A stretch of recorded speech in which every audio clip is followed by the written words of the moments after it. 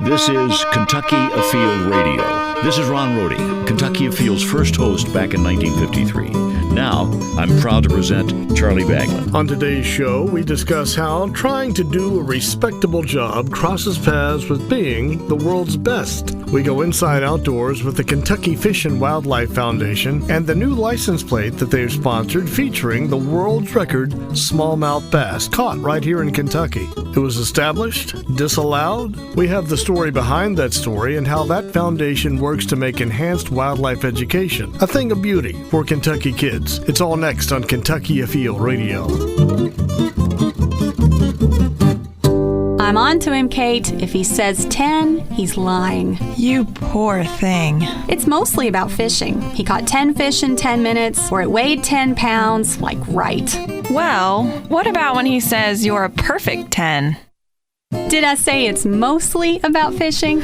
Your Kentucky Department of Fish and Wildlife reminds you, fishing's not about math, it's about fun. And fudging a little if you need to. Kentucky Fishing, be honest. It'll make a liar out of you.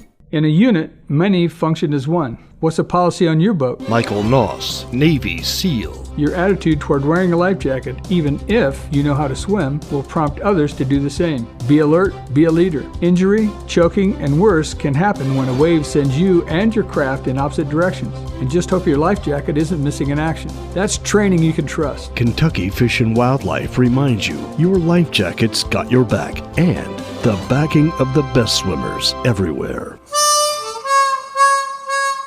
This is Kentucky Afield Radio. I'm Charlie Baglin, and you hear often about foundations. They support this cause or that effort. Definition-wise, a foundation is the very basis or groundwork on which a structure rests physically. In a more financial sense, a foundation is an institution that is financed by donation. They aid research, education, the arts. And there are quite a few foundations out there, probably you've heard of. The Bill and Melinda Gates Foundation, the biggest ever in the universe, $34.6 billion. They support innovative projects around the world that are helping to solve world's most pressing healthcare issues, such as AIDS and HIV. The Ford Foundation, known for scientific, educational, and charitable purposes. The William and Flora Hewlett Foundation, in place to help safeguard against global poverty, among other things. On the show today, the Kentucky Fish and Wildlife Foundation. Chad Miles is the executive director, and Chad, welcome back. It's been a year or more. It's probably been about a year. I appreciate you having me back. The Kentucky Fish and Wildlife Foundation, that's your baby, and it helps children across this state learning about the outdoors. Tell me more. We help fundraise for the Salado Wildlife Education Center. All the new exhibits that are built out there, we fund those. Most recently, our quail exhibit. We are currently working on a pavilion that we're going to be building in the off season at Salado. But the biggest reach that we have is probably through our 3 conservation camps that is owned and operated by the Department of Fish and Wildlife. We do capital construction, and we offer around $40,000 a year in scholarship dollars for kids that just wouldn't be able to go if it weren't for the additional funding provided by the foundation. It's hard to count how many kids, how many adults today went through the Department of Fish and Wildlife's conservation camps when they were kids. And those are the 3, Camp Earl Wallace down on Cumberland, John Curry on Kentucky Lake, and Robert Webb, Camp Robert Webb over on Grayson Lake near Grayson, Kentucky. That's a week that lasts a lifetime, and it's hard to walk down the street and not pass somebody who attended those camps. It is amazing how many people have attended those. When I first started working for the Department of Fish and Wildlife and doing some fundraising, I myself never attended the conservation camps, but I have a brother who we are actually very close, but he's 15 years younger than me. And we were not in the house at the same time. Obviously, I was off at college when he was that age. And when he heard I started fundraising and helping do some capital construction projects on our 3 conservation camps, he said, "Hey, I went to Camp Wallace." And I looked at him and I said, "You mean Mom and Dad sent you to Camp Wallace? How come I didn't go?" Yeah. So it is amazing. It happened in my own home. I was blown away, and it happens every day. I'm out and about talking about camps. You run into people who attended. Now you know who Mom and Daddy like best. That's right. I'm sure that has reflected in the gifts you have given since at Christmas. That's exactly right. I appreciate what you do for youth in this state. The obvious question to me is, if you didn't do it, would it get done by some other means, or would the education, conservation education, just be lacking?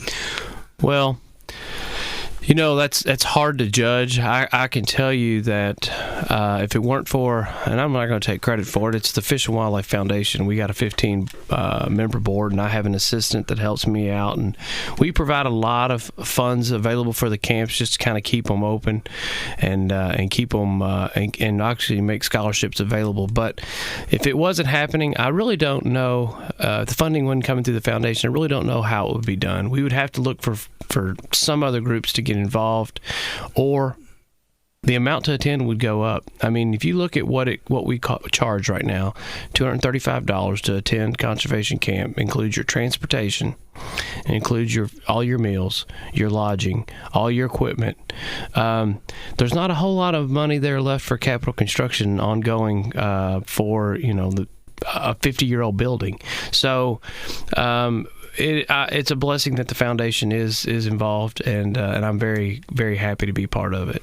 The Kentucky Fish and Wildlife Foundation is online. I think it's worth going out there to KentuckyWildlife.com. That's correct, KentuckyWildlife.com. Yeah. I want to talk about things that you are doing coming up for the future to help conservation and kids.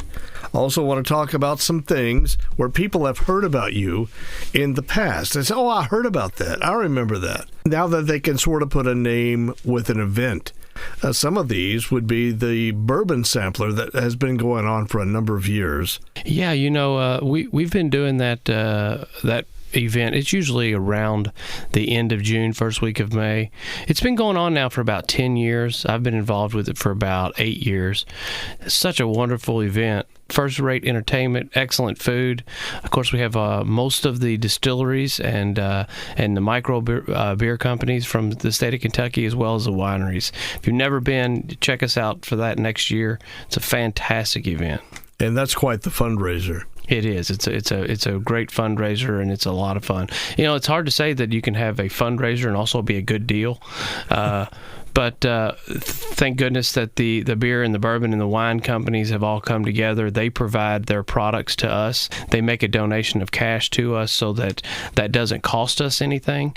Otherwise, we could never put that event on for the price of the ticket. It really is a bargain. We've got a couple that come in every year from California for our bourbon sampler. For the bourbon sampler. They are bourbon connoisseurs. They can try them all. They can talk to the master distillers. They come in every year from California. So we get them from all over. We look at our tickets, and it amazes us that we have people from far eastern Kentucky, western Kentucky, Indiana, Illinois, Tennessee. We get a pretty vast array of people from all over the United States. I was in Hawaii the summer of 2014, and they would say, oh, you're from Kentucky. Tell me about your bourbon industry. And so, yeah, it reaches out. I was talking about Woodford Reserve and many that we have here in our state. So, yeah. I'm surprised you don't have some Hawaiians. Maybe next year. Now, you have had some very fun events. And the one that goes back to me, one of my best friends in the world loves to garden and is into native plants and a beautiful backyard full of plants and shrubbery, and you should see it. He wanted more than anything to win that $10,000 backyard makeover. And there was a TV show on at the time, but you would see it on every week. And this sort of sprung off of that. You rode that wave. And people who wanted a backyard that they could really be proud of. I don't know, what would you have done? Did you put in a pool? Did you build decks? We did build some decking. We were trying to do it in the vein of wildlife friendly. So we did put in a pond, a koi-style pond that was very large. It had a natural rock. It was really built in a low-maintenance setting. H2O Design put that in for us, and we pulled a lot of non-native grasses and weeds and replanted, re-shrubbed, put in a fire pit.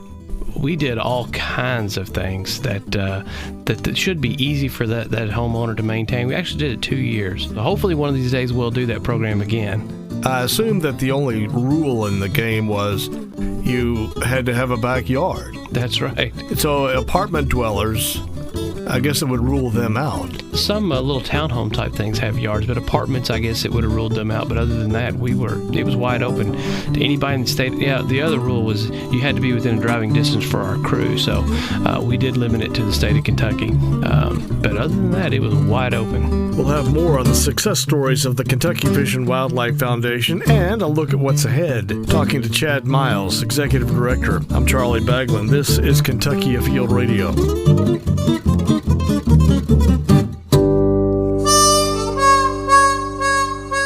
We're back on Kentucky Afield Radio. I'm Charlie Baglin, talking to Chad Miles of the Kentucky Fish and Wildlife Foundation. And foundations, to me, have this prim and proper type of feel to them. We'll discuss this over a spot of tea. We will look forward to reviewing your proposals, Percival. Others, though, are a little more down-to-earth. They speak our language. They recognize a need. They're out scrapping to make more about this known, having a little fun, getting a little dirty in the process. And the case in point is a mud run that you held in recent years called the Gauntlet. Yes. And that was a messy event that if there ever was, you talk about fun. That was a lot of fun. And you held 2 of those, right? That's right. Back-to-back years at Otter Creek Wildlife. It's Otter Creek Wildlife Recreation Area. And it's Meade County. That is correct. Right on the border there of kind of Meade, Jefferson County. You and I were there. I went with you one. I was photographing. I was a wimp. I couldn't do that trail. But I'll still look at those photographs. They're out there on Facebook. You talk about a mess. Oh, man, that was a great event. And we anticipate doing something like that. I mean, there's different things that come up and they come and go in the running industry. And you know, one year it might be kayaking seems to be exploding, and then the color runs were really big, and we're actually working on a new event that is going to be coming up. We'll be providing some information for that in a couple of months. The the Gauntlet races were mud runs through all kinds of treacherous terrain. If you were going to be in boot camp, over sticks, over jumps, up muddy creek banks, through mud pits, slime. That's exactly right. How do you come up with this stuff? We looked at what resources that we had and what were available, a lot of it being the terrain at Otter Creek. If you've never been out there and you're someone who do like to challenge yourself with, hiking and running, check it out. It's unbelievable terrain. It's really beautiful. But the idea for us was when we looked there, we looked at the resources, and then we wanted to put a total body workout. So we would build something that may make you get down on your hands and knees and crawl through some mud, and then we want to give an upper body workout. The next thing you might be, crawling a cargo net 20 feet in the air and coming over the edge. But people do these things. They go to bourbon samplers. They will go to a mud run and kill themselves. And, of course, they're having fun in the process, but all the while it's helping out kids in our state learn more about nature and wildlife. That's exactly right. I mean, that is the whole reason behind it. Yes, we'd like to make being a part of the Fish and Wildlife Foundation fun. Now, we go after corporate sponsors, and thank goodness they're out there. But, for the everyday donor that may be interested in giving us $20, $30, $50, we like to come up with ways to get them out and talk to them about what our next projects are. So these are the ways we do that. On the horizon now is a new license plate. And Yes. This license plate has a smallmouth bass on it. I think that's the only license plate that features a fish. It is the only license plate that features a fish. We're really excited about it. It was actually produced by wildlife artist Rick Hill. When you see the license plate, it's got the most detail. It is a beautiful, beautiful license plate. I'm very excited about it coming out, and we chose that smallmouth bass over all the other wonderful fish species in the state of Kentucky, because the smallmouth bass is the only world record fish that the state of Kentucky holds. We have the world record smallmouth bass from Kentucky waters, so that's the reason why we chose that particular bass. There's a story that goes along with that world record smallmouth bass. That was caught by a young man named David Hayes and a fellow Kentuckian. Back, what was the year, 1955? 55, that's correct. So that record stood for a long time, but there was some controversy. I don't think on this radio program, this is the first time in recent years that it's come up.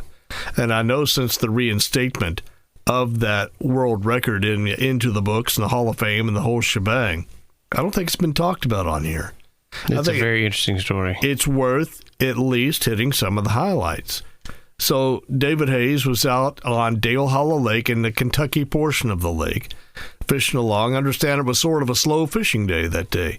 I think so. It was, and it was in July, which is not the time of year that people tend to think of the really large, heavy bass being taken. I mean, typically it's more of the winter months and the pre-spawn times. But he was trolling, had his wife and his son in the boat, catnapping, and he was trolling one of his favorite areas with a bomber lure that trolls about 30 feet deep.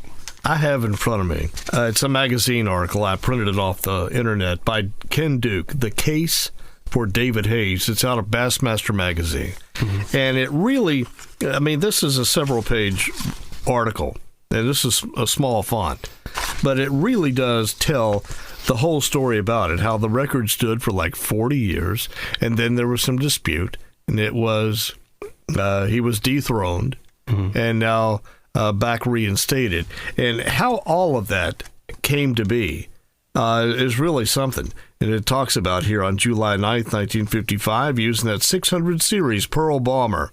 Is that still out there? Have you seen that? It is, and that's an interesting story with the Pearl Bomber, too. I don't know if you know what a Pearl Bomber looks like. It looks like a bomb, and going backwards. It's got a fin on it that you hook your line to, and as you pull that thing through the water, the rest of it looks like a bomb.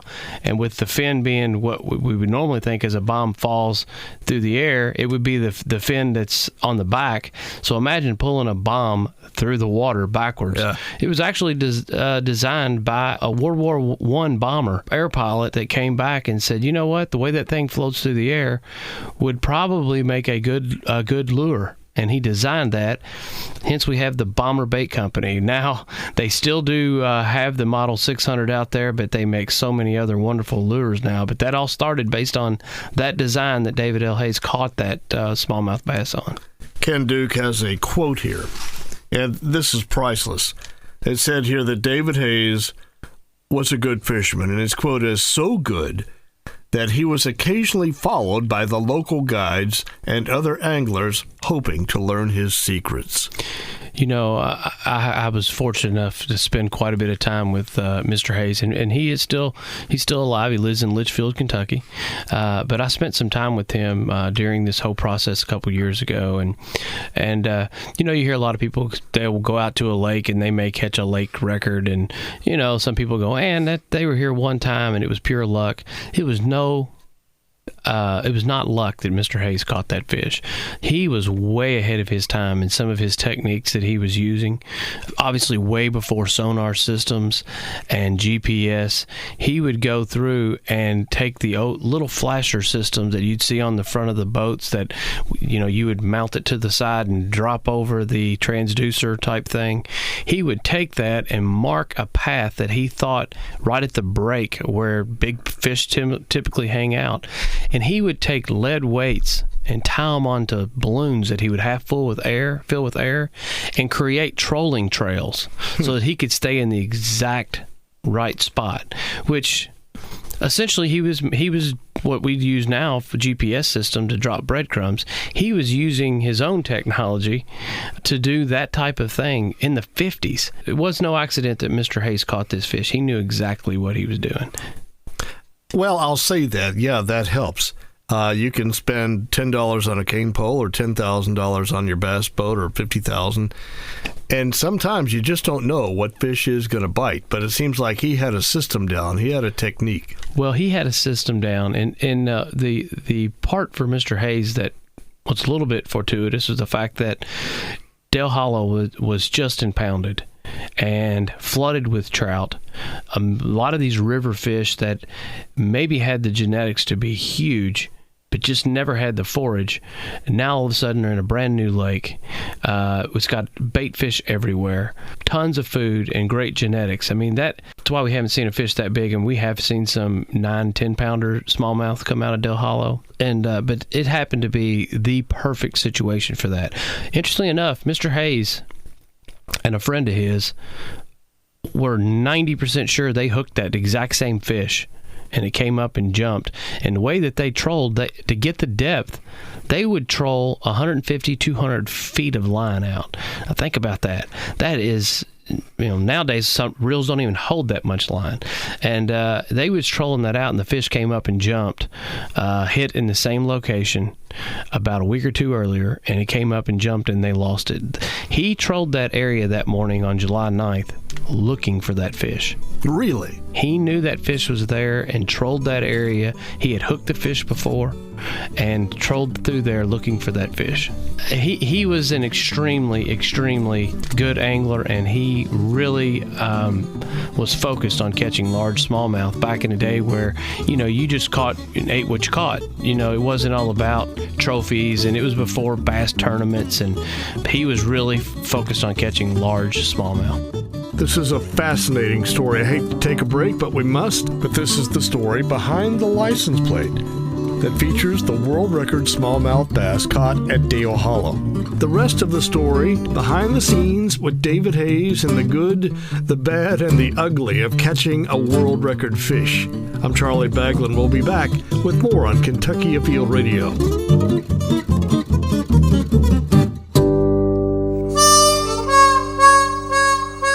This is Charlie Baglin, and you are listening to Kentucky Afield Radio. You can find us on Facebook, of course. Always nice to know what you're thinking. Go to Facebook, put in the search box, Kentucky Afield Radio. Spell out the word Kentucky. Make sure you put an A in front of field.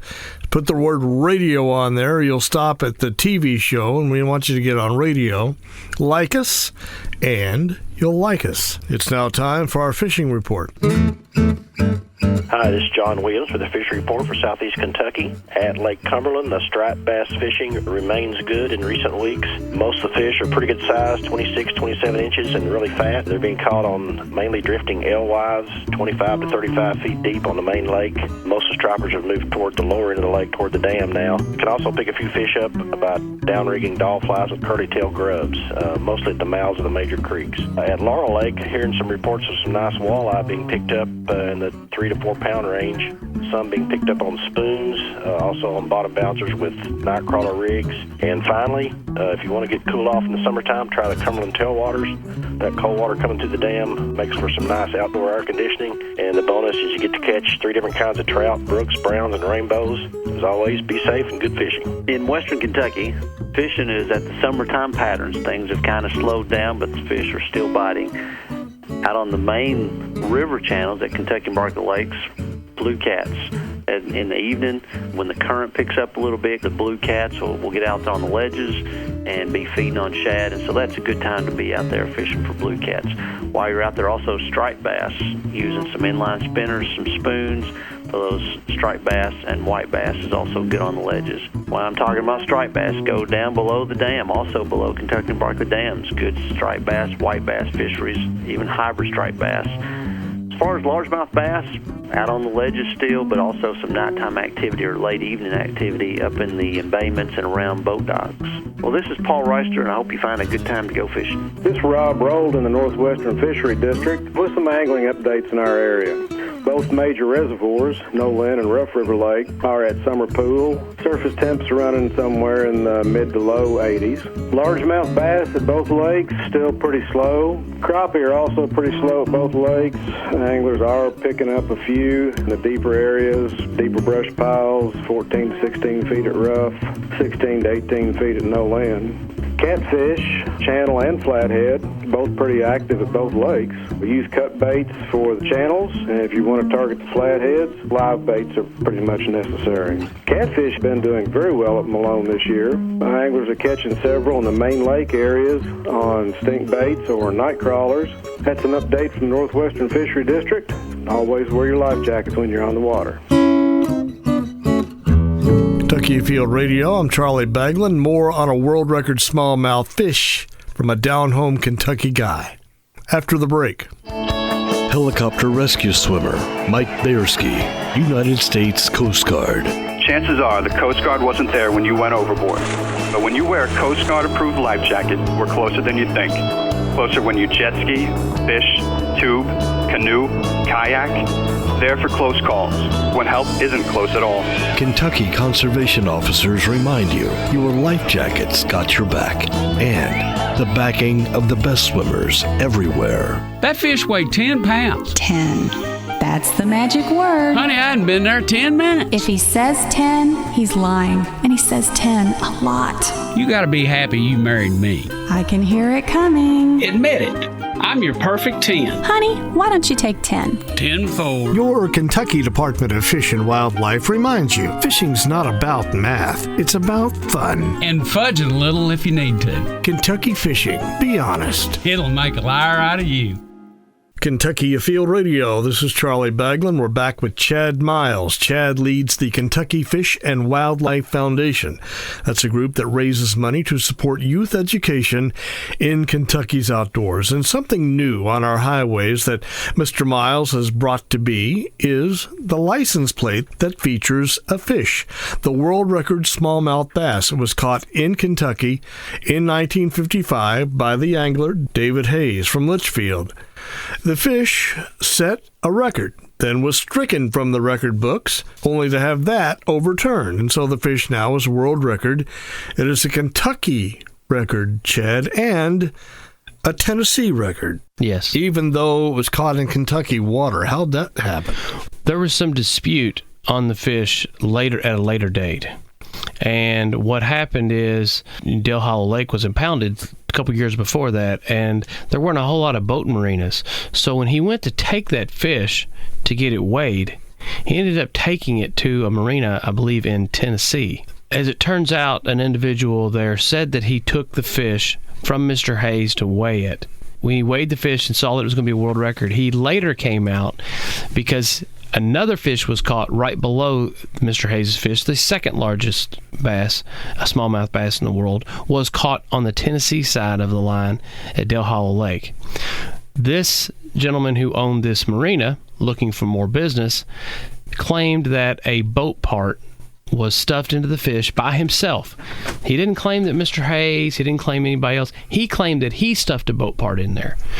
And the reason that was done, because if he eliminated number one, the record would fall to number two, and as that happened, his marina would all of a sudden be the place to go put in and fish for the world record smallmouth bass. And so that's how this all came about. Well, at one point in time, the governing body for world record fish, they ended up suspending it for further investigation. Tennessee never took it off their books. They said, you know what, we're going to leave it on there because they had number two, the two fish anyway. They just kept it on there and kind of took claim to Mr. Hayes' fish because the fish was caught very close to the state line. And so I'm wondering if part of that dispute may have been, oh no, it's not a Kentucky record, it's a Tennessee record. Did that enter into it? Well, it was caught in areas now, and I, you know, I've never researched to know what it was like in '55, but it's in an area now where if you catch a fish there, it's reciprocal waters. You can fish on it in Kentucky, or you can fish on it on a Tennessee fishing license. But the area, so I think that he probably held both licenses. He fished all the lake, but he used to stay on Trooper Island. That is in Kentucky. The fish was caught there around Trooper Island. Mr. Hayes was very well aware of what state he was sitting in and where he caught that fish. But when Kentucky kind of suspended the record, you know, prior to really having a conversation with Mr. Hayes on really what happened here, I think he was probably a little upset, and rightfully so. That stood as at least a state record from 55 all the way through, what was it, 1996? I'm not familiar with the exact date, but I think that's about the time frame, yes. Also established as a world record. That is correct. Through that time. That is correct. And then up from the deeps comes this affidavit saying, nope, not quite. Saying they put, according to this article here, and again, this is good, The Case for David Hayes by Ken Duke. You can find it online free from Bassmaster Magazine. But it was talking about that they had stuffed Yeah, what you call a boat part, ball bearings, what have you, in there to the tune of 3 pounds. Yes. That really jacked the weight of that fish up. They said, no, it didn't weigh, what was the weight? 11 pounds, 15 ounces? 11 pounds, 15 ounces. They said it was closer to 8.5 pounds, right, if it had not had the added weight in there. That is right. Interesting enough that one of the reasons why the world record was reinstated is that the gentleman who said he stuffed that boat full of parts, there was a whole lot of people that questioned his character. He seemed to be an individual that maybe had told a tall tale or two before. Maybe. Yeah, possibly. And as it turns out that there were some people that came in and signed some affidavits that he had admitted late in life on his deathbed that whole story was made up. But the record was reinstated based on the fact that biologists who had a ton of very good data on the length of the fish and many measurements that were taken of the fish, when they went through and put all that together and modeled the size of the fish based on all the measurements that we had, it really looked like the fish should have been about a 12.5 pound fish. So to think that the fish, no way it could have been 11 pounds, 15 ounces. As I said earlier, the fish was caught in July, which are not typically really bulky and healthy at that period of time. The fish probably was a 12.5, 13 pound fish come winter and springtime. So all the measurements on the fish justify the weight of 11 pounds, 15 ounces. It goes into that because researchers do have very valid formula that they use.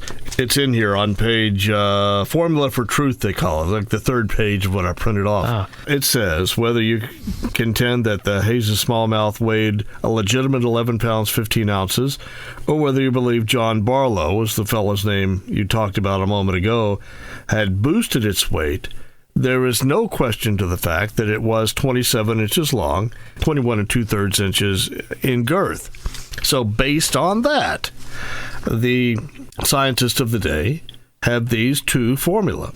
A highly regarded formula is estimating the bass weight as length times length divided by 1,600. Plug the known numbers into that formula, and Hayes' fish comes out to 12.3 pounds, or 12 pounds, 5 ounces. And there was another one here that had length times girth divided by 1,200. A lot of mathematics here, but the scientists in the know, the fisheries biologists, rely on this, and it's consistently accurate. And so it supports what you're saying. But that fish could have gone up, could have weighed as much as 13 pounds, 5 ounces. Yeah. Can you imagine? I mean, it's incomprehensible to me as an avid smallmouth fisherman who fishes Dale Hollow a lot. The 11 pound, 15 ounce fish, seeing that on the wall and seeing the replica painting in which Rick Hill painted using every measurement that we had for that fish. He painted it knowing the exact width of the tail, the girth, the belly, the length, everything. And you see that fish, it's just unbelievable. There's a photograph in this article, and it is a whopper. Oh, it's a wonderful fish. And that's the same fish that is on the Kentucky Fish and Wildlife Foundation's brand new license plate. That is right. It's not just your run-of-the-mill fish because people like to fish. It's the world record. And we want this plate to stand for a whole lot of things. Obviously, we got some diehard bass fishermen. We've got some diehard smallmouth fishermen that are chomping at the bit, can't wait to get that plate on the back of their car because it's part of who they are.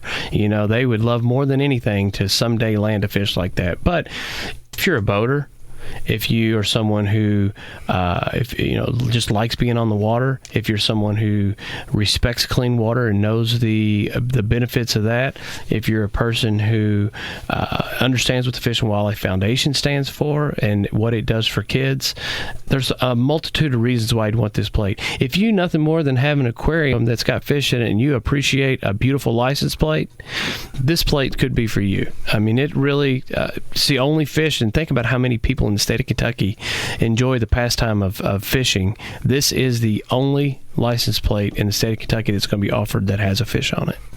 I guess David Hayes has lent his support to this. Absolutely. Yeah, Mr. Hayes has been fantastic through this whole process. It all started probably about 4 years ago now when we thought there would be an opportunity to paint the David Hayes fish in its exact replica and size and make it available to diehard anglers out there. And we painted 100 of those. They went pretty quickly. We painted 100 of those, Rick Hill did, to the exact dimensions. We then scanned that fish in and used it as his license plate. Also, we went down and there's a ramp that is very, very close to the location where the fish was actually caught. And it is the Kentucky State Park, the ramp. It's the access ramp for Trooper Island. That ramp at that time was not named. It was just known as the Dale Hollow State Park Trooper Island ramp, which was a bit of a mouthful. Knowing that eyesight from there was where this world record fish was caught, I went to state parks and wrote a letter to them on behalf of Mr. Hayes and asked that we rename the ramp in his honor due to the fact that this was a world record and it was caught right there. And it was a long process. It didn't happen overnight, I'll tell you. I bet not. And but they were very gracious, and they decided that, you know what, we're going to honor Mr. Hayes. So we did a ramp dedication about 3 years ago, and you can go down there to Dale Hollow State Park right now, and the access ramp, which is the one that where the Not the Marina is at, the other ramp. It's the biggest new nice ramp they got down there. When you pull up to that ramp now, you'll see it's called the David L. Hayes boat ramp, and right there to the exact scale is a picture of that fish. You can walk up there and take a look at that fish and go, wow, this is really how big that smallmouth bass is. The sign, I was down there to see it a couple weeks ago. It's holding up great. Take your fish up there and hold your fish up there against it, and see if you fall short, or who knows, maybe you got the new world record. It could be. Do you think there is a larger fish out there? I know there have been some caught in Dale Hollow in the last several years, approaching 10 pounds. It could be. It's going to be very hard to beat due to the amount of pressure, and the lake is a little different now than it was back in the 50s.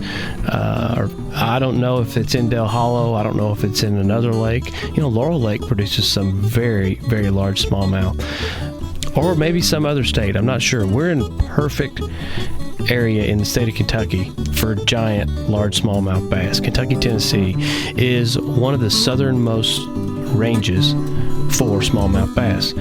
We've got the granddaddies. We've got the big ones. We have just a few minutes left with Chad Miles with the Kentucky Fish and Wildlife Foundation, but a lot more to ask. I'm Charlie Baglin. Stay with us. You're listening to Kentucky Afield Radio.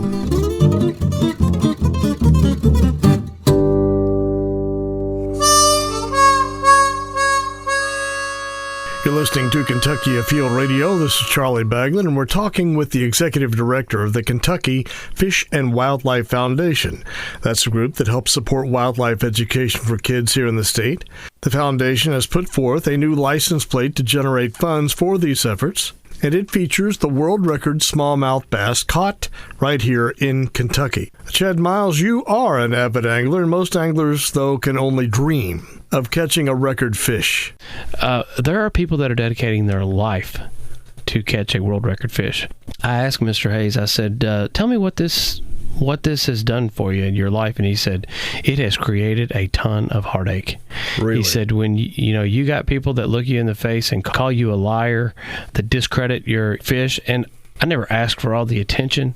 He said, for many years, I hated that fish, is what Mr. Hayes had told me, because of all the people due to the scrutiny. And, he didn't ask for any of it. And I said, well, what would be your advice to an individual who catches a fish that they think, man, this very well may be a state record? And his comment to me was pretty funny. He said, call your attorney, get your priest on the phone, get a couple of your best friends. You're going to need a whole lot of people to verify it.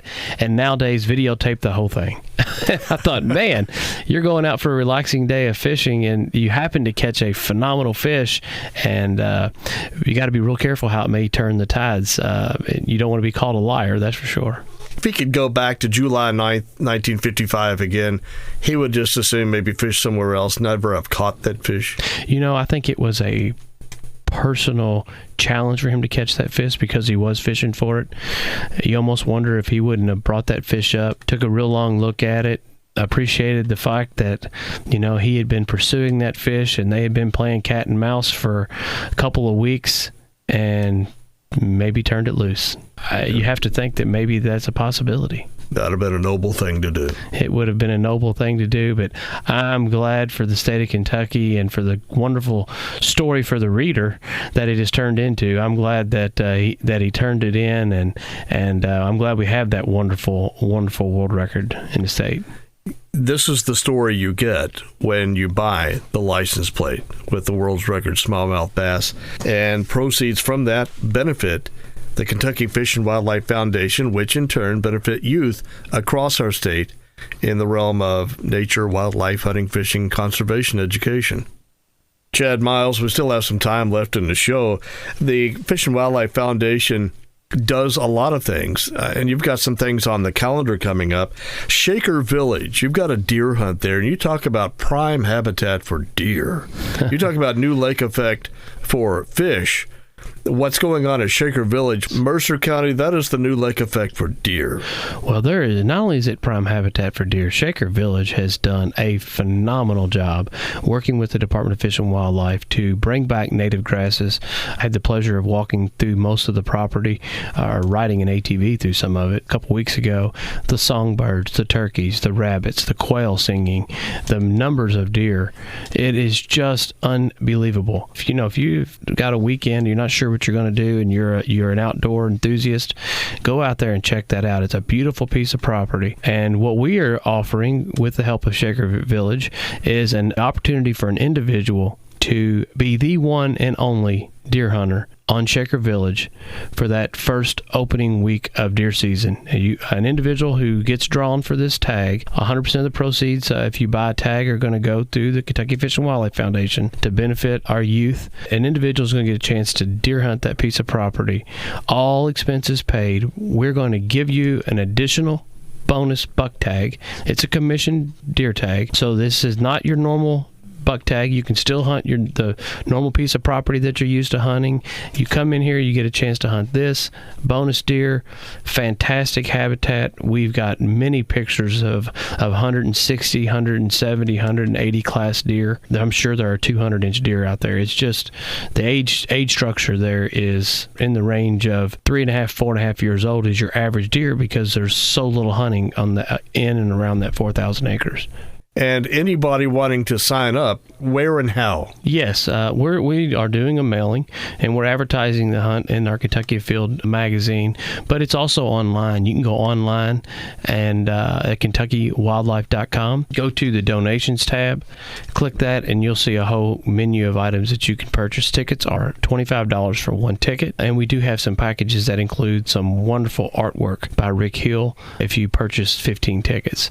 So you can start signing up for that now. Just go to the website and sign up, and good luck. And maybe you'll be our next lucky winner. It's such a fantastic hunting opportunity. And plus, you get to eat the cornbread at Shaker Village. And the coleslaw. Don't forget the coleslaw. It melts in your mouth. A few other things you've got going on coming up here. You have some property for auction. That is correct. Where is this? Beaver Lake. Beaver Lake. We have been fortunate enough to be able to acquire some property that we are going to make available. Parts of the property we're going to make available to the Department of Fish and Wildlife so that they can increase bank access fishing. 2 pieces of the property, both of those are about 30 acres apiece. We are going to be doing a auction. If there's a person out there that's looking for a getaway piece of property that they can get out there and have hardwood timber around them, plenty of deer, tons of turkey, all kinds of wildlife, and also have lake access to Beaver Lake, check our website out. And with the group that's going to be auctioning this for us is called the Logsden Group. It's Sean Logsden out of Louisville, Kentucky. It's going to be auctioning this. That's what you would Google. That's what you would Google, okay. And you'll get more information on that. Sounds like a great place. 30 acres, Beaver Lake. Whatever it goes to, that's going to come back to the foundation to benefit kids in the state. We're going to put that money back into our youth conservation program fund. And before we're out of time, tell us about the trail run that's coming up. The trail run, I think this will be our 7th year for the trail run at Salado. That's going to take place on November the 1st. It'll be about a 4-mile run that's going to be taking place through the back trails of the Salado Center. Salado Center, that's in Frankfort? That's in Frankfort, and Kentucky. That's on the headquarters of the Kentucky Department of Fish and Wildlife. I have walked that trail. I never run it. I don't have that kind of stamina. I mean, you're out in the wilderness there. That's nice. And you're up and down hills. And so it usually comes out to right at between 4 and 4.2 miles. Anything else of interest before we have to say goodbye? No, I just appreciate you having us out. And, man, if you are an individual and you got some free time, get those kids off that computer. Get them outside. There's so much to see and learn out there. So, Chad, thanks a million. All right, thank you. Always nice to talk to somebody who loves what they do and has fun at it. This is Charlie Baglin, and we are out of time. Join us in a week, and we will go inside outdoors again, right here on Kentucky Afield Radio.